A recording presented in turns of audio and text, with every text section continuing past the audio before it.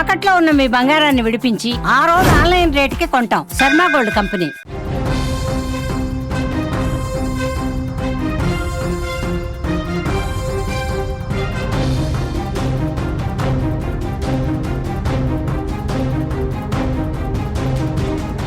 పాకిస్తాన్కు Balochistan liberation army చుక్కలు చూపిస్తోంది.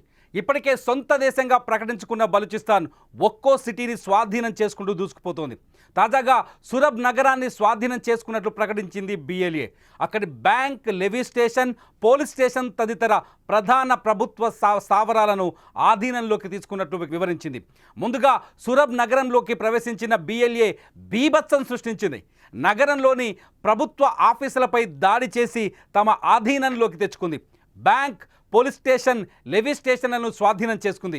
BLA దాడుల్లో ఓ సీనియర్ పోలీస్ ఆఫీసర్ కూడా హతమయ్యాడు. పాకిస్తాన్ ఆర్మీ పైన కూడా BLA దాడులు చేసింది. ఇప్పటికే క్వెట్టా, కరాచీ, సురబ్, గిడ్డర్ జాతీయ రహదారులను BLA తన ఆధీనంలోకి తీసుకొని పెట్రోలింగ్ నిర్వహిస్తోంది. ఇలా BLA దూకుడుతో క్రమంగా బలూచిస్తాన్పై పాకిస్తాన్ పట్టును కోల్పోతోంది. ఇప్పటికే బలూచిస్తాన్ తమ సొంత దేశంగా ప్రకటించుకుంది. పాకిస్తాన్ ఆర్మీ బలూచిస్తాన్లోకి వచ్చే ప్రయత్నం చేస్తుంటే ఆర్మీ వాహనాల్ని కూడా ధ్వంసం చేసింది. బలూచిస్తాన్ భారీ ఎత్తున తిరుగుబాటుని బలోపేతం చేసింది. బలూచిస్తాన్ లిబరేషన్ ఆర్మీ ఇప్పటికే స్వతంత్రాన్ని ప్రకటించుకుంది. మనం విజువల్స్లో చూస్తున్నాం. పాకిస్తాన్లో బలూచిస్తాన్ పోలీస్ స్టేషన్ పైన దాడి జరిగిన దృశ్యాలను చూస్తున్నాం. బలూచి ఆర్మీ పోలీస్ స్టేషన్, ఎక్కడైతే ఈ సురబ్ నగరంలో పోలీస్ స్టేషన్ ఉందో ఆ సురబ్ నగరంలో పోలీస్ స్టేషన్ పైన BLA దాడులు చేస్తున్న విజువల్స్ మీరు స్క్రీన్ పైన చూస్తున్నారు. BLA తన సత్తాను చాటుకుంటోంది. పాకిస్తాన్ బలహీనత బలూచిస్తాన్ ప్రిమిసిస్లోకి రాకముందే బాంబులు పెట్టి పేల్చేస్తున్న BLA బలూచిస్తాన్ పరిధిలో ఉన్న నగరాలని సొంతం చేసుకుంటూ వస్తోంది. బలూచిస్తాన్ స్వతంత్ర పోరాటం ఇప్పటిది కాదు, ఎప్పటి నుంచో బలూచిస్తాన్ పాకిస్తాన్తో యుద్ధం చేస్తుంది. పాకిస్తాన్, భారత్ విడిపోయిన నాటి నుంచే బలూచిస్తాన్ పాకిస్తాన్లో కలవడానికి ఆసక్తి చూపించట్లేదు. అప్పటి నుంచే BLA ఒక తిరుగుబాటు సంస్థగా తయారైంది. అప్పటి నుంచే BLA బలూచిస్తాన్ విముక్తి కోసం పోరాటం చేస్తుంది.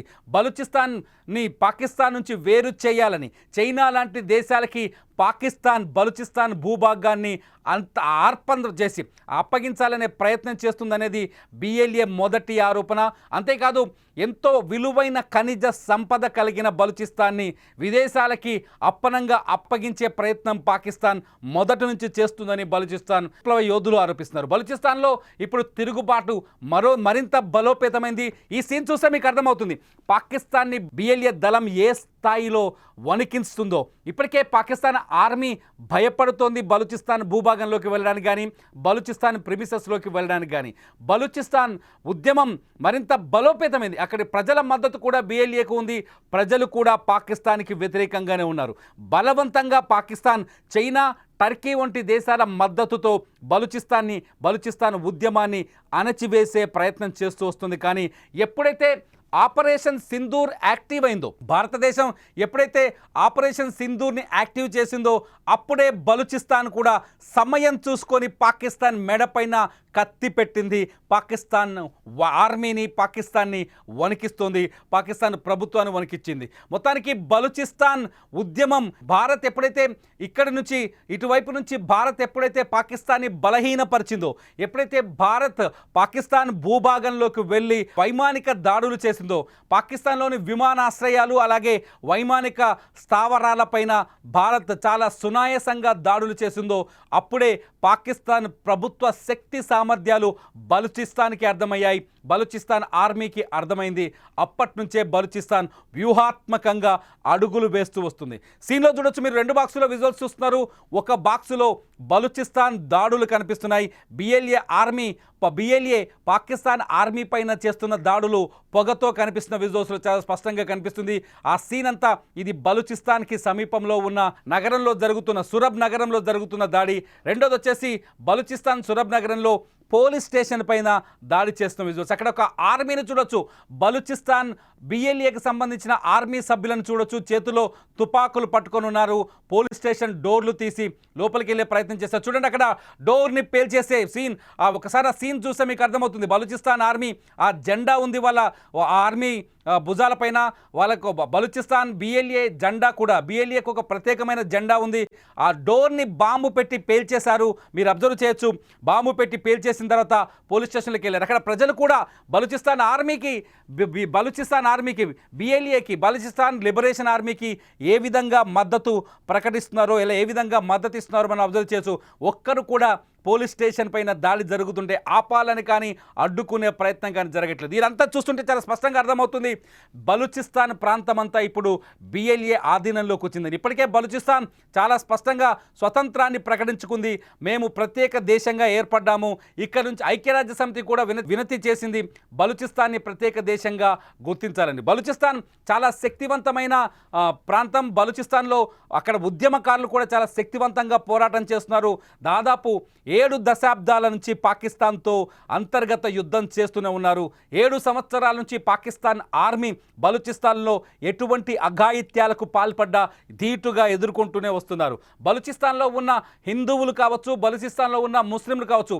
పాకిస్తాన్ అంటే సాధారణంగా పాకిస్తాన్లో ముస్లిం కమ్యూనిటీ అధికంగా ఉంటుంది కాబట్టి ముస్లింలంతా పాకిస్తాన్కి మద్దతు అనుకుంటున్నారు. కానీ బలూచిస్తాన్లో సిచ్యువేషన్ వేరే ఉంది.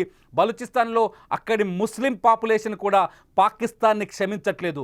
అక్కడున్న ముస్లిం పాపులేషన్ కూడా పాకిస్తాన్ని వ్యతిరేకిస్తుంది, పాకిస్తాన్ పెత్తనాన్ని వ్యతిరేకిస్తుంది. పాకిస్తాన్ అనేది ఒక పిచ్చి దేశం అనే విషయం బలూచిస్తాన్కి చాలా స్పష్టంగా తెలుసు.